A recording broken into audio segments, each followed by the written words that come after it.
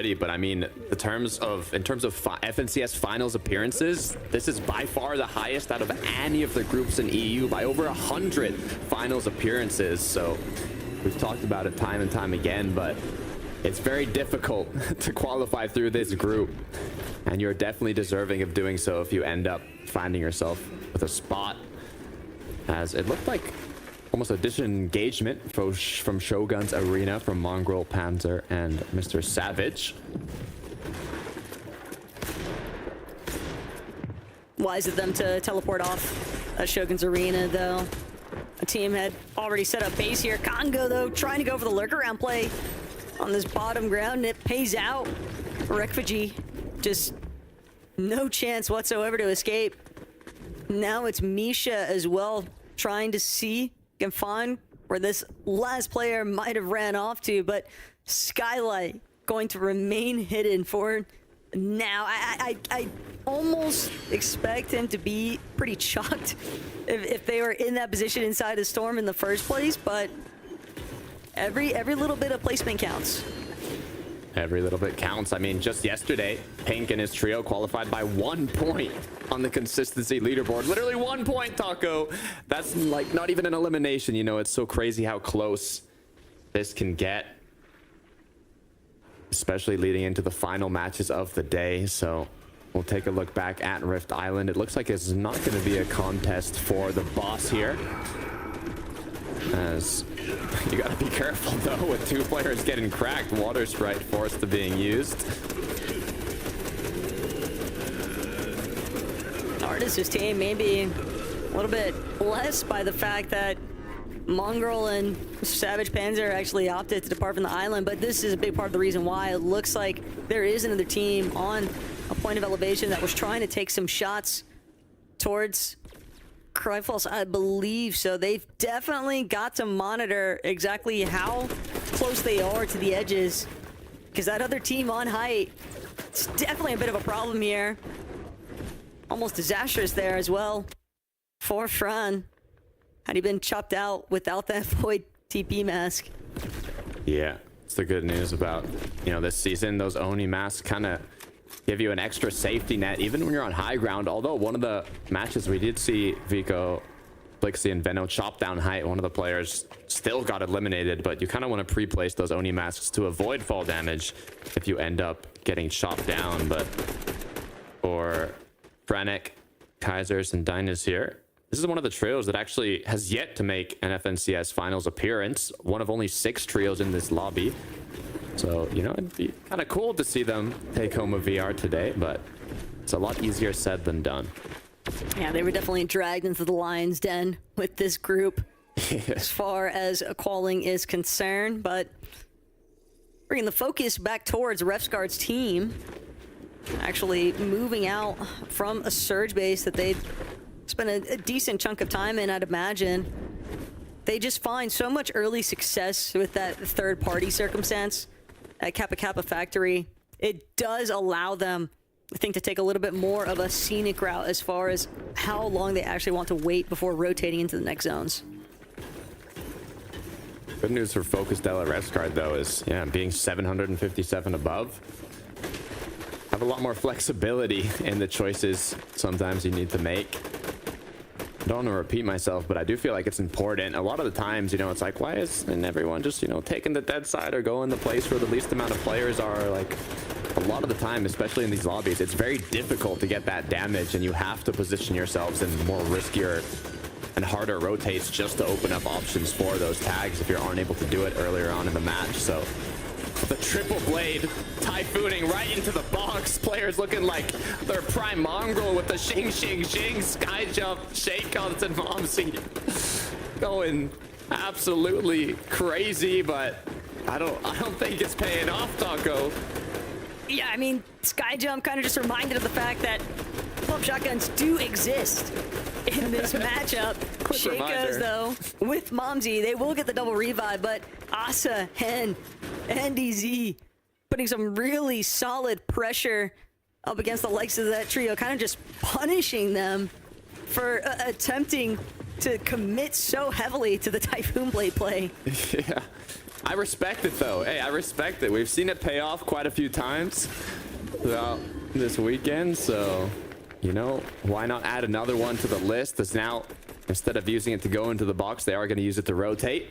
I would say it's under the Oni mask, the best mobility item this season. If you're comparing the two blades alongside the Oni mask, so it could be worse, but ideally you do want to have one of these masks that Thomas HD is rocking right now on top of his surge base. Great position, to be fair. So much vision on these trios rotating in.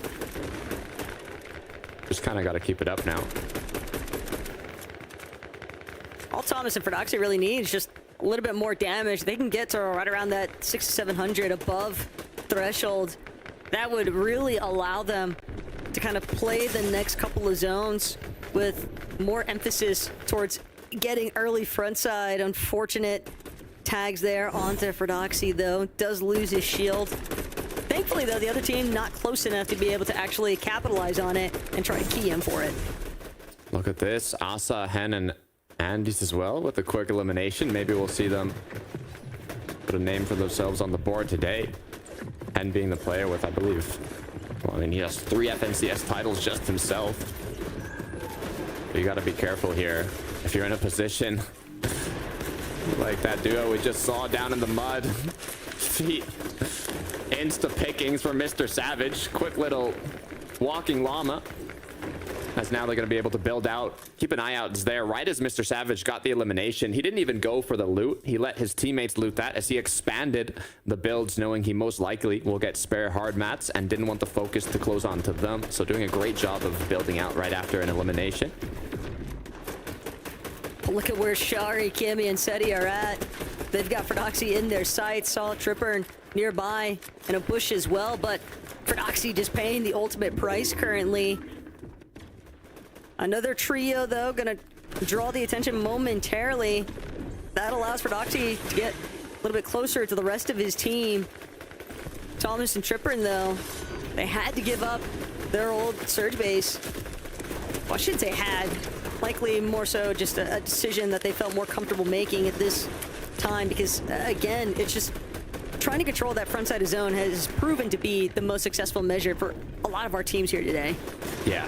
Also looking that it's the 7th zone. Ideally, you know, you don't want to rotate late into this one because the next zone is kind of one of those end game zones that's a majority inside of the storm. So especially seeing you got Rift Island in here, I mean, you want to be able to set yourself up quickly into a good position when you see where that storm does end up pulling towards. And I mean, for the trio up here on Shogun's Arena, this is exactly where you want to be with the amount of mats that they're going to be able to conserve.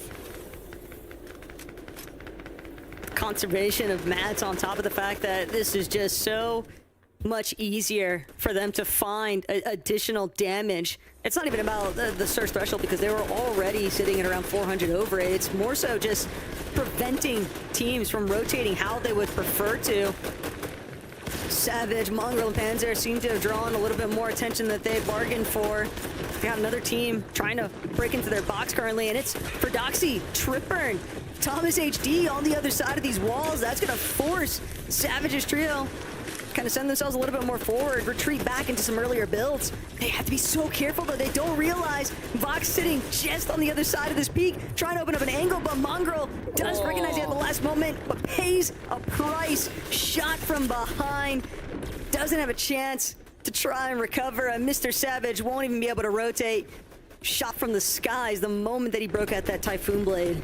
Too focused on getting tags because they were below surge. Pre-edits came through. Honestly, at that point, it's quite difficult to get out of the situation they were in. For Della Focus and Revsguard, though, amazing elevation. Looking at all these trios rotate on in, taking free pickings at them as Cherry, Cammy, Seti. They had a rough game 3. Need to make a comeback here and now, going into this match in 12th place. They dropped significantly on the leaderboard, so they won a big game to bring themselves back up. It's looking like they have a really good amount of builds to work with, though.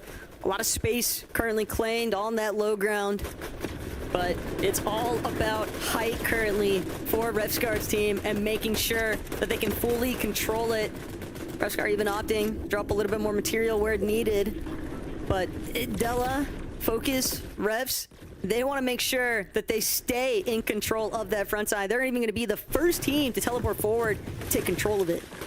That's that advantage of not having any builds blocking you, right? If you're down below, you have so many teammates surrounding you. Well, not teammates, but opponents surrounding you, that it's very hard to kind of find that triple Oni mask. But when you're on height, you could just instantly throw it.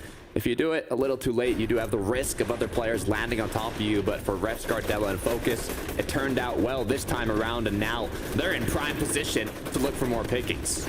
This is looking really solid currently for Dela, Refscar, and Focus. Now it's all about just suppressing these lower tiers, making sure that they keep spraying everybody underneath them. Thomas HD, the material count not looking good. Frodoxy and Tripper need to come up huge with an elimination securement here if they want to make sure they continue extending their presence on the low ground. They need this game, Taco. Thomas, Fred, and Trip need to make something happen. It doesn't have to be a VR, but at least the top three is what they need to keep their eyes on here as Cherry, Cammy, and Seti continue to apply that pressure on trios in the surrounding area. Will they look up for height? Will they continue to play kind of closer to the ground here is what I'm wondering. Good amount of materials, good amount of loot. They have options. That's what's important. Seems like they're trying to control that secondary height layer, if anything. Quick peek back at Refscar's trio in the skies, and Shari wants to get the chop. Successful measures as well. Huge fall damage gonna get chunked out of Focus and Dela even, and that's gonna be Shari's green light. He's already starting to crank up, trying to see if they can reestablish a little bit of control here, and sure enough, Cammy gonna be the first to claim on this height take. 36 builds for Cammy. It's all wood, no hard mats, but it might just be enough. They have to be careful, though. Another trio down below, second height, looking for shots. They quickly react, though, applying pressure, showing their dominance up above, saying, we're a full trio. Be careful if you want to contest us, as now all they got to do is stay ahead. That is absolutely tragic, though, for Dela, Focus, and Refscar. Refscar even forced to the low ground and gets picked off by Thomas HD's team in the process. A lot of teams, though, still just managing to scrape by here in our lower layers. Frodoxy, Thomas, Tripper trying to stake out some unregistered terrain. Instead, they're going to realize Artis' team is the one currently in control of frontside low. Thomas pulling back towards backside of zone. He's got no material left. He has to find a refresh. He has to find a lifeline, but it's not going to connect. They go down. Is it going to be enough to push themselves up? Time will tell, but Cammy, Seti, Cherry still up above. Dela now left as a duo alongside Focus. Only 7 builds to work with. It jumps into an opponent's box, doesn't even realize it as he goes down, and Focus now left alone. Just goes to show how disorienting things can truly become when you aren't in control of this high ground layer. All the while, though, Shari having the time of his life up above with Cammy and Seti. And the way that the zone is about to pull over a hill, they're going to make sure that they even connect their builds to it. These teams trying to scramble up the elevation shift. Comeback with a nice elimination onto Artis. Buying himself a little bit more time, but tries to go up. Should immediately meet Cammy, Shari, Seti if he's not careful. Still 10 players up. So much of the lobby is staying strong, even with this difficult zone. But Comeback has lost his teammate, left alone now. Mixin trying to crawl up. All these players doing what they can to get on up. And in the meantime, it's Cammy up above. It's Cherry, it's Seti, but Cammy's gone down. Now left as a duo. Where's the last player? Can they hit the shot? Cryfalls gets taken out. Where's the last one? And the last one currently still setting up on the builds they had above. A chop onto Gudembry, and as he comes falling down, Shari and Seti continue to ascend here. A big win. Polska Gudem in this 4th lobby of the day, Takada, and they'll be all the happier for it. Oh yeah, you can tell the vibes are up for this trio. I mean, coming from the last match where they were one of the first trios to get eliminated, a bit of a heartbreak as they got bumped down the leaderboard, but just in one match, second to last game of the day, they secure the victory royale, they secure their deserved spot in the major finals, and now we just get to watch it play out. Let's be so real, though. It would be weird to not see Cammy and Seti alongside Shari in the Major 1 finals. We've got some really big teams kind of setting themselves up and preparing for what comes next here at Takada. It's a pretty exciting moment. I'm excited. I'm sure a lot of the fans rooting on this Cammy, Seti, Cherry are excited, but I also know my desk is excited. So Frankie 11 Mini, what you got? We have got some very happy analysts, and I have to say I'm very happy too. As Vico, Veno and Flixie left us in game number 3, it feels only fitting, Mini Miner, that Cammy, Seti and Cherry were free to take the high ground and the victory royale. Yeah, they benefited off of Vico, Veno, Flixie no longer being in the game, right? I remember early in that third game, it was Vico, Veno, Flixie that were actually attacking the team off spawn. They actually rotated so far over to go and eliminate them, and that was their downfall there. And even when it comes to endgame, they're not on height. They have this freedom, this ability just to take height like we know that they can, Levin. They have it in their tank. And you asked me before, Frankie, will they be able to pick up a victory out, or will they be able to just keep out the consistency? And I said, they'll just make it to these endgames. They'll continue to do it. And if they find a good position to take height and win the game, then they will. And that's exactly what's happened, Levin. Really good game. Yeah, I mean, look how aggressive they were playing, man. They were going for pre-edit plays and all, you know. You associate Cammy and Seti with, you know, tarping out their mats, being stacked on mats anyway, not needing refreshes too much. But when they needed them, they went for them, they got them. Seti with 5 limbs on the game, absolutely mental. I mean, these guys are a team many people were expecting to get to the finals. They finally got the job done here. And yeah, I mean, they'll be watching, waiting in the wings, seeing if anyone will challenge them at the Lost Lake. When we came into this trios era, I heard a lot of people saying, yeah, the really experienced trios, the really experienced players, they are the most consistent, they are the most likely to win. And I feel like it's brought on this new era of clean but extremely fun Fortnite, and I can't wait to see more of it after this break.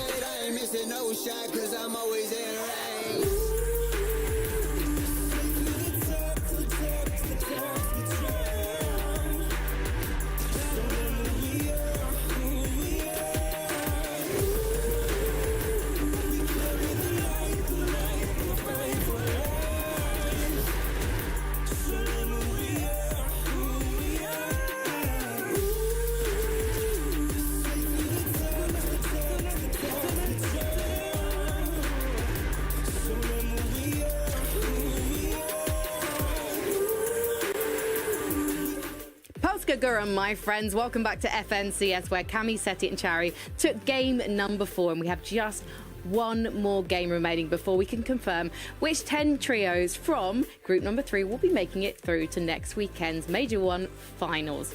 Now, it will be very interesting to look at the leaderboard because 5 of our trios do get through from consistency. So you've got your 5 golden tickets from the Victory Royales. There's one of those left to take. And then if you cast your eyes from 5 downwards on the standings, these are the trios that really want to keep their spot in the top 10 and therefore their place next week. And Combat, Blacker and Mixon, they're making a really good show of it. Another strong finish for them in game 4-11.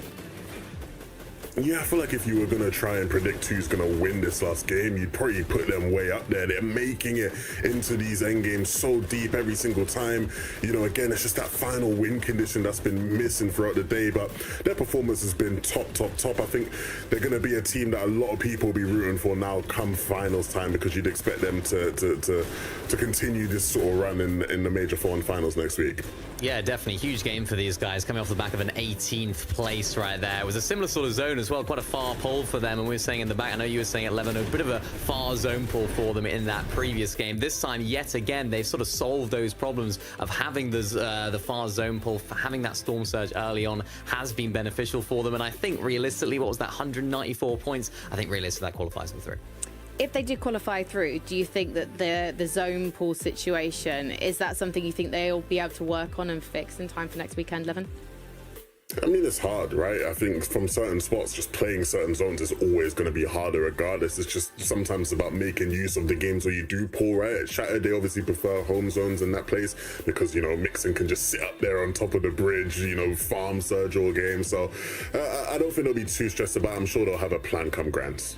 Let's look at the leaderboard again, because we've talked about the teams that are sitting within the top 10 and qualifying for, or sitting with the chance of qualifying, I should say, for next weekend. If we look at page 2, there's definitely a couple of trios here who are feeling incredibly uncomfortable because they've been within a hair's whisker, I should say, of making it onto page 1, and they'll be desperate now. And Trip and Thomas HD and Prodoxy, they didn't have the strongest standings coming into this group, and I feel like they're not going to be feeling confident going into this final game, Minnie. Yeah, big names on that second page right there. Huge game for both of these teams in terms of Thomas and the other team that were in there as well, Mongraal, I should say. I was trying to think who it was.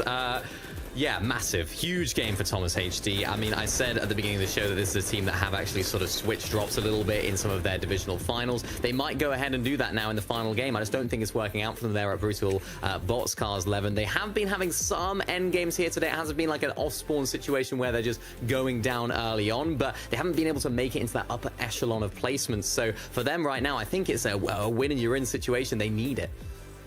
Look, this last game is going to be tough. The last game they just played, game 4, was a bit better. The implications here would be huge if they don't do it. Obviously, right, we have last chance next week, but, you know, Thomas Ishii's just come off the back of global championships. He was the one pushing Peterbot and Pollo, and he was almost the savior of FNC, as some people had it. For him to now just not make the Major 1 finals would be cataclysmic. Is it a Danish dream too far, Levin?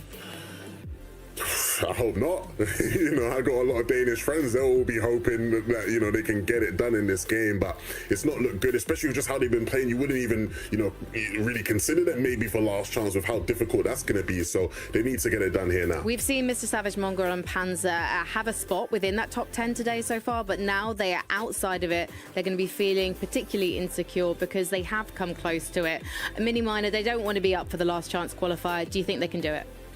Yeah, I definitely think they can. I think they have the potential to in that trio. I think they need all of the power that they have inside of that trio to win this last game, because realistically, that's what they need to do. They've only managed one top 10 today, that 5th place in the first game. So they have it in their locker to make it to that stage of the game. Now, though, the pressure's going to be on so much more for these guys, because I think a lot of people would be expecting them to qualify through to the grand or through the Major 1 finals right there, because they have such a good drop spot. They have such a good plan, and it's all about executing it right now. I'm really hoping they can get it done, man. You know, at heart, I'm a Mongrel fan. I'm a Savage fan. I want to see them do the job. I'm a fan of Panzer as well. Props to Panzer. Spam the cabbage to, you know, support Savage or whatever they say nowadays. You know, you better be spamming all the fans right now. All right, well, cabbages all around as we head back to our outcasters, Takata and the best taco for game number 5. Thank you, Frankie. I'm nervous, Taco. Like, I'm actually feeling stressed out. The hairs are starting to stick up on my hand. It's the last game of the final group for this EU FNCS. After this, all that's left is last chance and major finals. There's a lot of trios on the borderline of qualifying. Some that just have to keep it up in terms of consistency. Taco, who do you think's winning this game? Oh, look, we're cutting it way too close for that to even be a decisive factor. Comeback, Baja, and Mixon were looking really solid, but the last lobby, it's really anybody's game, especially some teams who need it. So let's get into the action.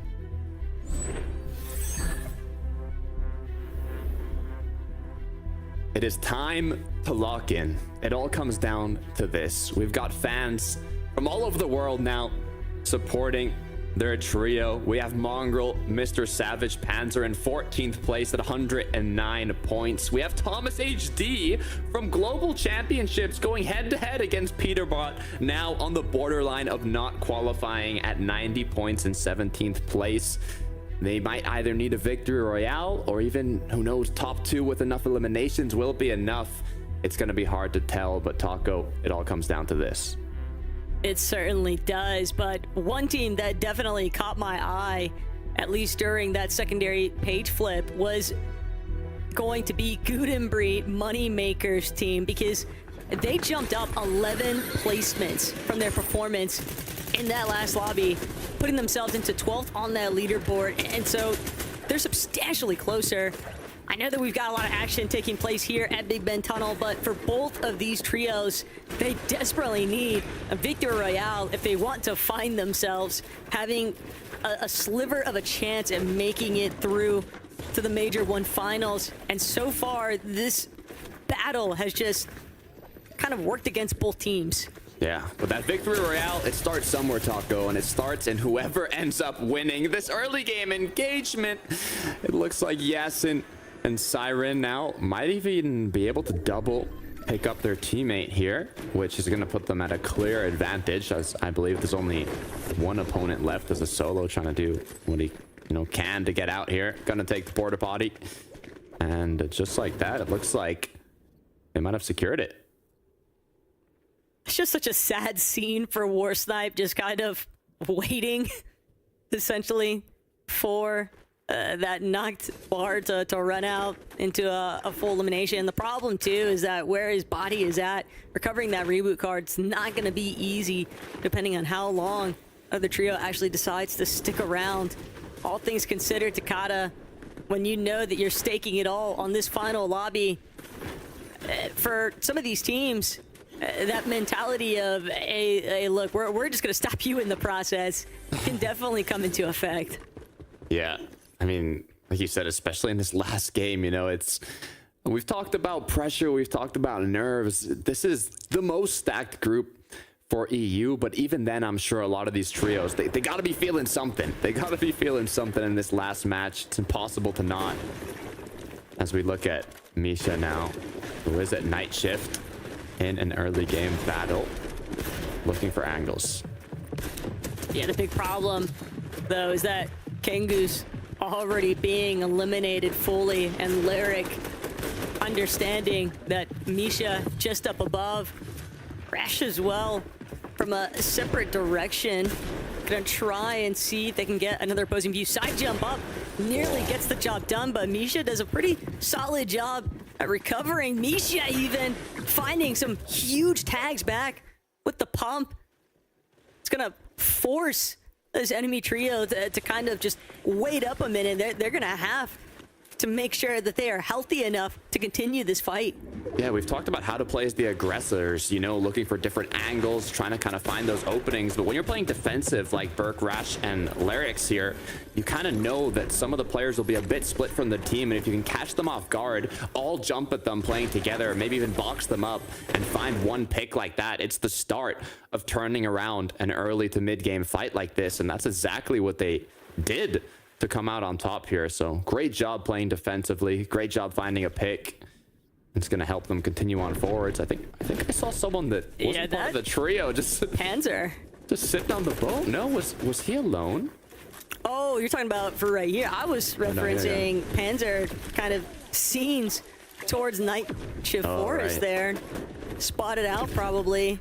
That elimination feed lighting up. Also likely heard the shots. Recognized a solid opportunity to try get that third party action going. But yeah, on the far north side of the map, Icy, Vox, Stacey still dealing with the likes of Hench Trio. Asa still lurking nearby potentially, but it has been a tough day for some of our teams far out of the map. But Revscar, this is a surprise. Strolled all the way into Hopeful Heights, and instead, this might just be their demise. Della forced to retreat. Can't afford to stick around for much longer. But whether or not Shimoki actually lets this one happen is another story entirely. Shimoki, though, blasted from a completely different approach. Another team on the horizon just spotting the perfect opportunity. It's Cryfalls in the gang. Oh, no. And they just found a perfect elimination opportunity to close in on. Yeah, and two's Shimoki. And sure, this is a trio that I would say needs the victory royale to qualify in this last match. So hopefully now that they've gotten those 3 eliminations and hopefully, you know, can find a reboot onto Shimoki, this could be the match to close it out. One big positive for Revscar is the fact that they were sitting at around 180 points leading into this. So no, Hen though, that's one of our teams that definitely needed a victory royale. And the sights are not looking good currently. Not sure if Asa's still hanging about somewhere, Dakota, but the fact of the matter is, with Hen having been taken out, the ringleader of that trio, now it's just going to be a matter of time for them to figure out if it's going to be the last chance qualifier or not. But Fox get a chance to look back and see what went wrong here for Hen and Andy. It's just some really well-connected shots coming out of Icy's trio. Yeah, they don't have any shield though, so I guess maybe they were running out from a third party or an engagement, or I don't know, something happened that caused them to just not have the resources to take a fight this early on. Maybe it's even running into Thomas's trio here. No elims on the board, but I'm sure they got a bit of damage there at least.